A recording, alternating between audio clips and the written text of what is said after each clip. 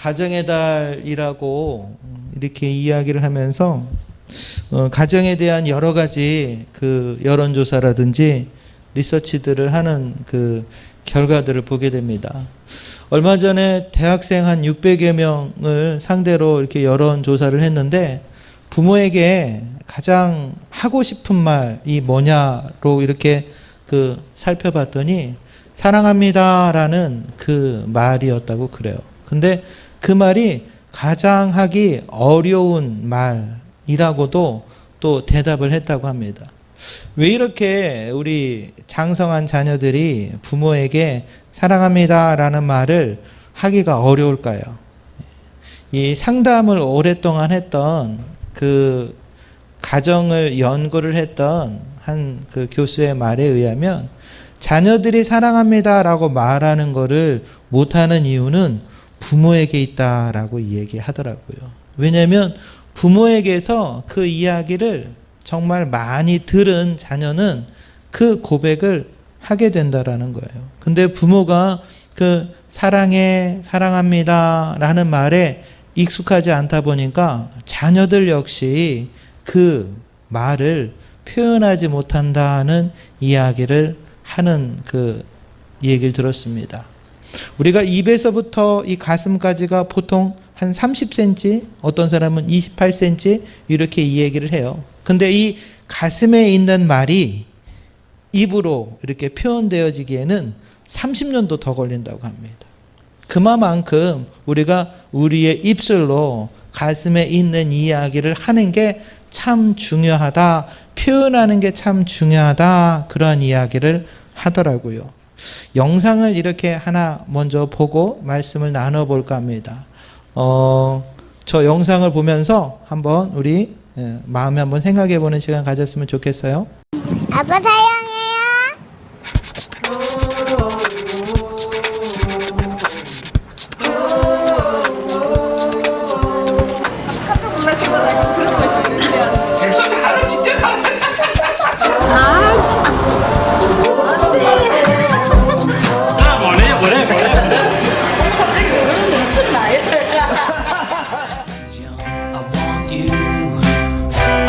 사랑해. 사랑한다고 어떻게 된 줄 알지? 어찌 돼? 사랑한다는데. 사랑한다 항상. 언니 없지? 내 이런 말 처음 들어봐? 엄마 사랑해. 와 갑자기 부착 있었어 그런 거 아니야? 부탁 없어. 사랑해요. 어째 지고 야 사랑해요. 내가 설득 있네. 사랑해. 술 많이 먹고 온나? 오빠 사랑해. 갑자기 무서운데? 엄마 사랑해. 왜? 아니 내가 너무 있다고. 아니 밥이 다 됐는가 싶어가지고 전화 한번 해본다. 무슨 밥? 오늘 밥? 밥이 있나? 다른 밥이 사랑해 하면 끝나는 거지.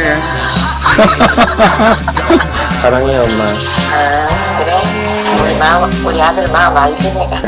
고마워요. 쟤도. 엄마 사랑해. 근데 왜 그런 말 하는데? 어? 그냥 하고 싶어서. 아니 솔직하게 말해봐. 일 있으면. 없어. 그럼 제가 사랑해요. 엄마 내가 항상 사랑하는 거 알죠? 알았어. 많이 사랑해요. 나도 사랑해. 사랑한다고. 저도 사랑해요. 고마워. 사랑해. 사랑해. 나도 사랑해. 여보 세상에서 제일 많이 사랑해. 내가 더. 아니 사랑한다고 그만 하고 싶었어. 그래 나도 당신 사랑해요. 오 땡큐. 여보 사랑해요. 사랑해요.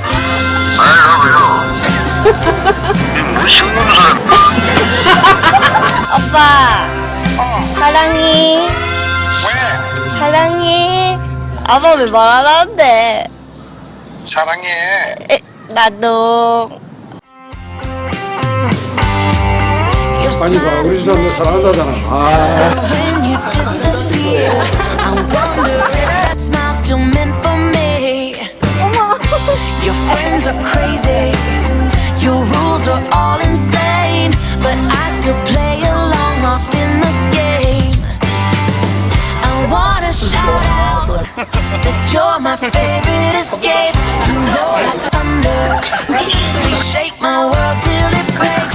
Let me fall down your rabbit hole and chase a fleeting time. I'm 뭐라고 얘기했더라? 여보 사랑해. Am I just a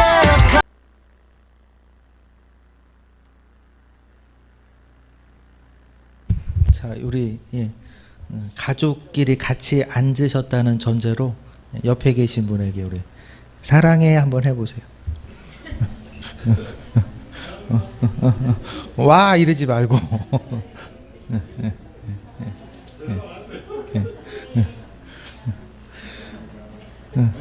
그 뭘 또 그걸 써가지고 또 그거다 저기로.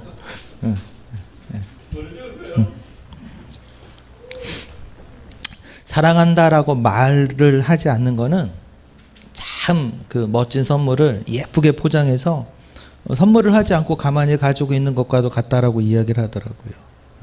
그러니까 그 사랑해라는 그 말은 성경에서 보면 그러잖아요. 사랑은 뭐라고 해요? 허다한 죄를 덮느니라 이렇게 이야기를 하거든요. 가정은 하나님께서 이 창조의 사역 가운데 가장 최고의 정점을 이룬 인간을 지으시고 보시기에 심히 좋았더라 라고 말씀하신 그 하나님이 사람에게 직접 만들어 주신 게 가정이라는 겁니다. 그렇기 때문에 이 가정은 우리가 만든 것이 아니라 하나님에 의해서 우리에게 주어진 것이고, 이 가정이 상징하는 것은 바로 에덴 동산이에요. 그 에덴 동산과도 같았던 가정이 아담이 죄로 말미암아 에덴 동산에서 쫓겨나게 된 것 같이 그 가정이 상처를 입고 깨어지기 시작한단 말이죠. 그런데 이 처음 우리에게 주셨던 에덴 동산이 예수 그리스도로 말미암아 새 예루살렘으로 회복되어지는 것처럼 우리의 가정이 회복되어지는 그 열쇠도 예수 그리스도에게 있다라는 사실을 알면 그 가정이 회복될 수 있는 문이 열려지게 될 줄 믿습니다. 사랑한다라는 그 말은 많은 사람에게 위로와 소망과 또 힘을 얻게 해요. 그렇기 때문에 교회 가운데에서도 그 사랑은 없어서는 안 될 겁니다. 우리가 이 사랑을 어떻게 이 교회 가운데, 가정 가운데 늘 충만할 수 있을까를 고민해 볼 때 세상 사람들은 각자의 방법이나 노력이나 원리들을 찾아 헤매고 있는데 성경은 우리에게 그 비밀을 가르쳐 주고 있다란 말이죠. 예전에는 어버이날을 맞이하여서 부모님들이 항상 먼저 떠오르게 됐습니다. 그래서 전화도 드리고 조그마한 선물도 드리고 가슴에 이렇게 카네이션이 이 어버이날을 하면 가장 먼저 떠올려지는 그러한 어떤 그 이미지들이었어요. 그런데 이제 자녀를 키우다 보니까 어버이날이라는 그 날짜가 어떻게 내가 좋은 부모가 될 수 있을까를 고민하게 되는 그러한 시기로 다가오게 되더라고요. 그래서 어버이날, 어린이날 이런 거를 다 통틀어서 가정이라는 그 울타리 주제를 늘 마음에 이렇게 고민하게 되었습니다. 우리가 예수를 믿는다라고 하면서도 여러분의 가정이 하나님의 은혜와 사랑이 가득하지 않다면 분명 말씀드리건대 여러분의 자녀들이 그 모습을 통하여 온전한 신앙으로 자라나는데 많은 걸림돌이 될 겁니다. 그러나 엄마 아빠가 그 가정이 참 사랑이 가득한 가정일 때에 우리 자녀들은 방황을 하다가도 하나님 안으로 은혜 앞으로 나오게 되는 그러한 계기를 꼭 갖게 된다라는 말이죠. 그렇기 때문에 이 어버이 주일을 맞이하여서 우리가 내 부모를 순종하라 라고 말씀하셨던 주님의 그 음성을, 하나님의 그 계명을 우리가 잊지 말아야 되는 것처럼 우리 역시 좋은 부모가 되기를 위하여서 어떻게 해야 될까를 고민하고 기도하고 하나님에게 그 비밀의 열쇠를 손에 쥘 수 있는 여러분이 되기를 주님의 이름으로 축복합니다. 성경은 우리에게 말하고 있지요. 내 자녀들에게 이 말씀을 부지런히 가르치라, 이렇게 이야기를 합니다. 우리가 보통 신명기 6장의 이 내용을 쉐마 이렇게 이야기합니다. 쉐마라는 말은 뭐냐면 들어라, 이 의미예요. 이스라엘아 들어라, 너희는 이렇게 행할지니 라고 말씀하시는 이 하나님의 음성 가운데 가장 첫 번째 주님이 우리에게 말씀하시는 것 중에 하나가 뭐냐면 이 말씀을 내 자녀에게 부지런히 가르치라는 거예요. 그래서 우리가 잘 알고 있는 잠언 22장 6절 말씀은 마땅히 행할 길을 자녀에게 가르치라, 그리하면 늙어서도 그것을 떠나지 아니하리라 라는 그 지혜의 말씀을 우리에게 가르쳐주고 있다란 말이죠. 그런데 여러분, 아마도 예수를 믿는 부모치고 자녀에게 신앙교육에 대해서 관심이 없는 부모는 한 명도 없을 거예요. 우리 자녀들이 다 믿음 안에서, 은혜 안에서, 말씀 안에서 자라나기를 다 소원하고 있지요. 그런데 그렇게 되어지지 않는 모습들이 많이지 않습니까? 저도 많은 가정들을 신방하고 상담하고 만날 때 보면 부모님들은 정말 신앙생활을 잘해요. 근데 그 부모님들의 기도 제목 중에 하나가 거의 공통적으로 말씀하시는 것이 우리 자녀들이 신앙생활을 참 잘했으면 좋겠어요 라는 그 기도 제목을 말씀해 주시더라고요.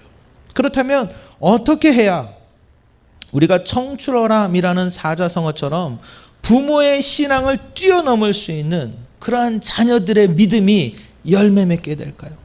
저도 소원 중에 하나가 우리 자녀들이 저보다 더 큰 믿음을 가지고 하나님 앞에 더 많은 은혜를 누리는 것이 저의 가장 중요한 기도 제목 중에 하나인 거예요.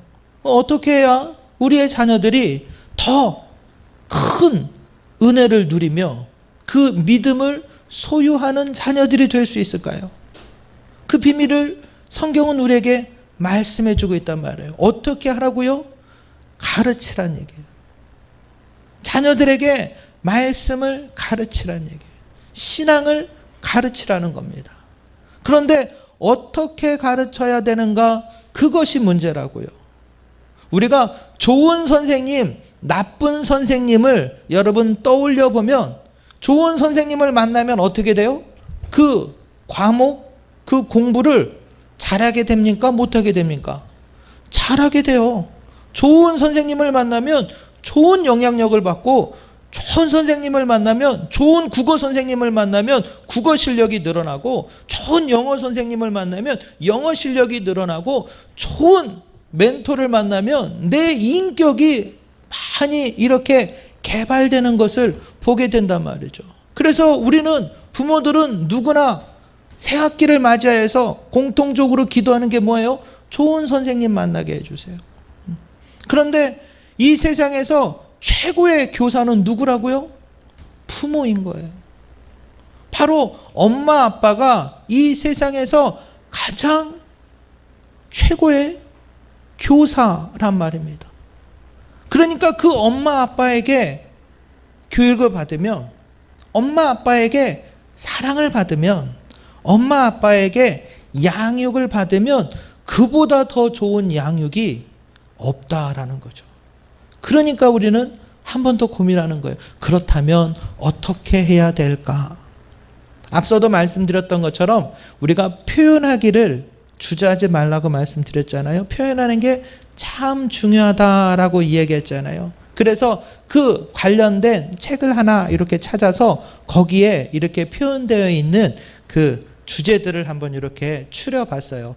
그 글씨가 이미지 때문에 글씨가 잘 보일 거라 생각을 했는데 좀 잘 안 보이지만 그래도 한번 보시면서 한번 우리가 한번 같이 읽어보도록 할게요. 위에 노란 글씨를 읽어주시면 제가 작은 글씨를 읽어드릴게요. 먼저 한번 같이 읽습니다. 시작.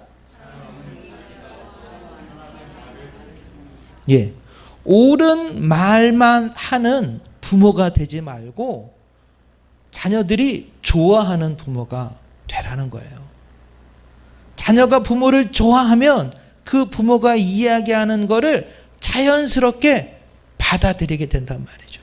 그러니까 옳은 말 하는 사람은 자기가 좋아하는 사람의 말을 듣는다라는 사실을 우리가 한번 생각해 봐야 됩니다. 한번 또 이제 두 번째요. 시작. 우리가 보통 그런 얘기하죠. 굳이 그거를 말을 해야 되나? 말을 꼭 해야 됩니다. 제가 아내한테 맨날 혼나는 것 중에 하나도 그거예요. 저 충청도 사람이거든요. 그리고 A형이거든요. 거기다 장남입니다. 그러니 정말 무뚝하기에 그지없었겠죠. 그러니까 이 사랑하는 거를 내가 연습하고 노력하고 표현하고 애를 쓸 때에 그 마음이 그 사랑이 어떻게 해요?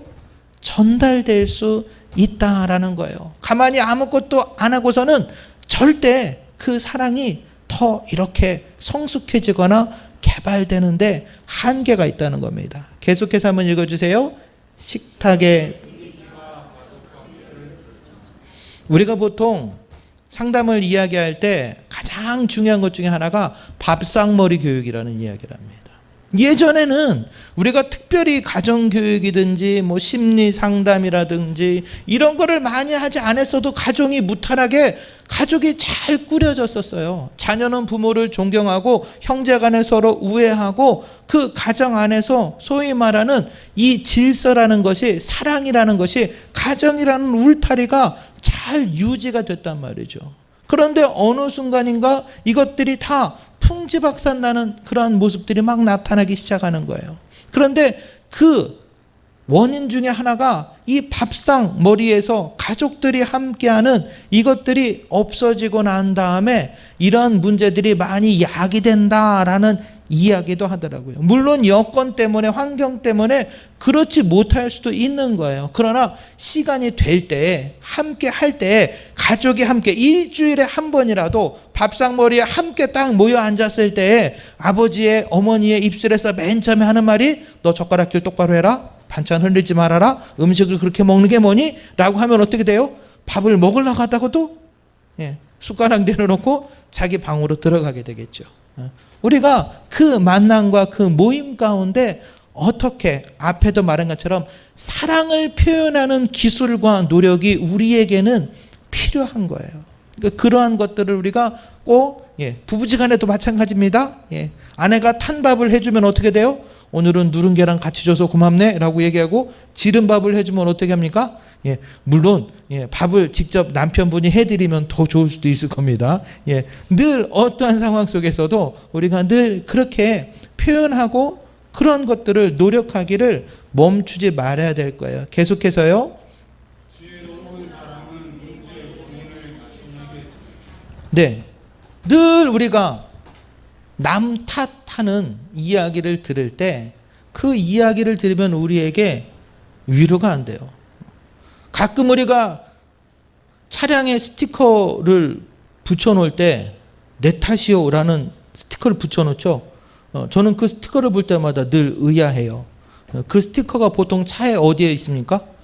뒤에 붙어 있죠. 그럼 그 스티커를 보는 사람은 누구겠어요? 자기가 보겠어요? 뒤에 운전자가 보겠어요? 그러니까 내 탓이요라고 붙여놓고는 다니지만 결국은 그 고백을 해야 되는 건 누구예요? 뒤에서 운전하고 쫓아가는 내가 해야 되는 거거든요. 마치 그런 거예요. 문제가 내가 있음을 이야기하는 순간에도 내가 내 탓이야 라고 이야기하는 것이 아니라 남 탓을 하게 되면 그 문제는 해결되는 것이 아니라 더 꼬여질 때가 많이 있다고요. 비슷한 어떤 그 이야기들이 계속해서 나오는데요. 한번 계속 찾아볼까요? 시작. 그래요. 성경도 우리에게 자식은 하나님이 우리에게 맡긴 사람이다. 그래서 청지기라는 이야기를 합니다. 그렇기 때문에 자식에게 서운함이나 이런 그 마음 가운데 아픔이 있을 때 손님 대하듯이 대하라 라는 이야기도 한다라는 말이죠. 계속해서 읽어볼게요.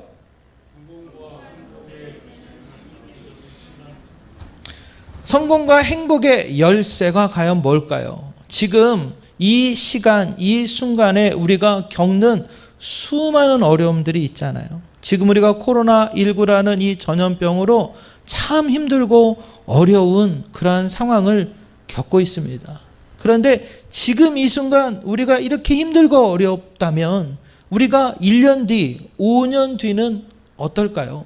1년 뒤, 5년 뒤에도 우리에게 소망이 없다면, 희망이 없다면 우리는 오늘을 살 수가 없는 거예요. 그러나 그 미래에 우리에게 예비된 소망이, 은혜가 있음을 우리의 마음에 이렇게 고백하게 된다면 지금의 어려움을 넘어갈 수 있는 그런 열쇠를 또 하나 쥐게 된다라는 말이죠. 계속해서요. 예. 모르는 척. 예. 알아도 모르는 척. 예. 몰라도 아는 척. 그런 지혜가 필요한 거예요. 계속해서 읽습니다. 예. 굉장히 중요한 거예요. 우리가 어떤 사람은 보면 참 사과를 안 해요. 미안해 한마디면 되는데 그거를 끝까지 자존심이 됐건 고집이 됐건 그 이야기를 하는데, 미안해라는 이 말은 사랑해라는 말과 동전의 양면과도 같은 거예요. 사랑해라는 말을 할 때 미안해라는 말이 함께 나가는 것이고, 미안해라는 말을 하면 사랑해라는 말로 답할 수가 있다라는 말이죠. 계속해서요. 어린이날을 맞이하여서 자녀에게 뭐 갖고 싶냐라고 물어볼 때 여러 가지 이야기를 하죠. 그런데 그 자녀가 이제 조금 철이 들고 이제 청소년 정도가 되어서 아이가 조금 자라나게 되면 그 부모에게 있어서, 그 자녀에게 있어서 최고의 선물은 엄마 아빠가 서로 사랑하는 모습을 보여주는 거예요. 가정 상담을 하는 데 있어서 엄마 아빠의 그 의미는 가정이라는 집의 기둥과 지붕과도 같은 의미를 한다라고 그러더라고요.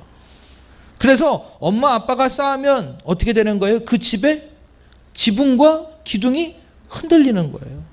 그럼 그 집 안에 있을 사람의 마음이 어떻겠어요? 불안하기 짝이 없죠. 그런 거예요. 엄마 아빠가 서로 사랑하고 참 자식이 샘낼 정도로 둘이 서로 막 사랑하는 모습을 보여주면 자녀에게 그보다 더 좋은 교육이 없다니까요. 그러니까 그 좋은 부부관계를 유지하기 위하여서 우리가 사랑해, 미안해 라는 이 고백들을 늘 어떻게 더 잘할 수 있을까를 노력할 수 있는 우리 모두가 되어야 될 줄 믿습니다. 우리 마지막으로요. 네, 오늘이 마지막이라고 생각한다면 그 마지막을 여러분 어떻게 장식하겠습니까?